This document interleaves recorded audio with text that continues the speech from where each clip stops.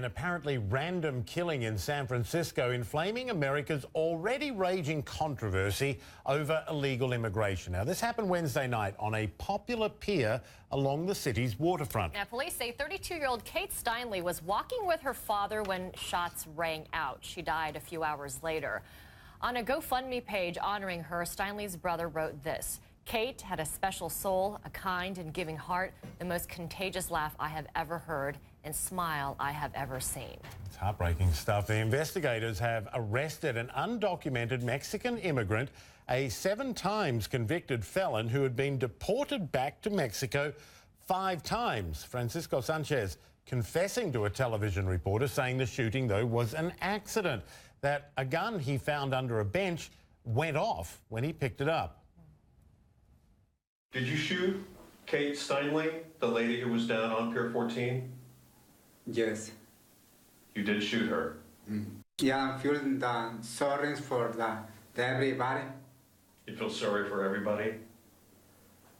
Including Kate Steinle's family? Yeah. Steinle's death has been swept into the center of a contentious argument over immigration. U.S. Republican presidential candidate Donald Trump, who set off a firestorm when he called undocumented Mexican immigrants rapists and killers, and tweeted, "Where are the other candidates now that this tragic murder has taken place because of our unsafe border? We need a wall." Senior Latin American Affairs editor Rafael Romo joins us now with more. I mean, he put out this statement a short time ago, basically doubling down. I mean, he's taken this one incident and said, see, I'm right about all those rapists and killers. That's exactly the point he was trying to make. It's like, see, this is what I was telling you back on June 16th when I launched my candidacy for the presidency. And he's going very hard against the Mexican government, saying that, in essence, the Mexican government is pushing people from Mexico to the United States in the worst of the worst. And take a listen to what he writes. It's a 3-page statement that he released today. And part of it says, the worst elements in Mexico are being pushed into the United States by the Mexican government. The largest suppliers of heroin, cocaine, and other illicit drugs are Mexican cartels. Tremendous infectious disease is pouring across the border. The United States has become a dumping ground for Mexico, among other things that he says. So just when you think he's going to soften it up a little bit, when he's going to backpedal a little bit, he issues a new statement, and it's even worse than the last, because he is essentially stating again what he said back on June 16th. And directly blaming the Mexican government. Exactly. Like it's an intentional thing. And he says it is the Mexican government, it is not the Mexican people in general. But then again, some of the statements that he's made before makes it appear that he's talking about everybody, calling Mexicans criminals and rapists. And I was in Mexico last week, and I have to tell you, most people say, it's Donald Trump, what do you expect? Right. But more importantly, Mexico's largest media conglomerate, Televisa, has several relationships with Trump.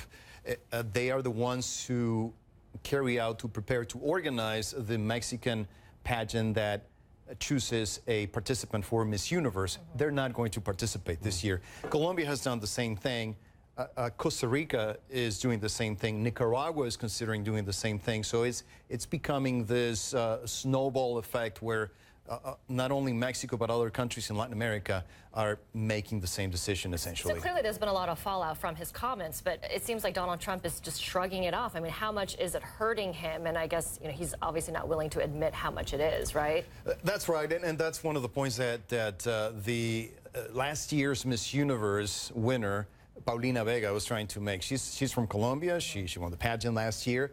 And Donald Trump went against her when she decided to sever her relations with Donald Trump.